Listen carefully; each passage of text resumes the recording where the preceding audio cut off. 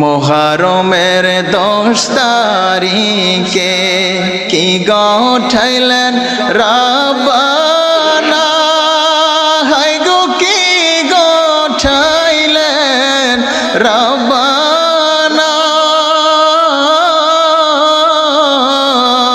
কলিজা ফাটিয়া যায় গো শুনিলে তার ঘটনা, কলিজা ফাটিয়া যায় গো শুনিলে তার ঘটনা।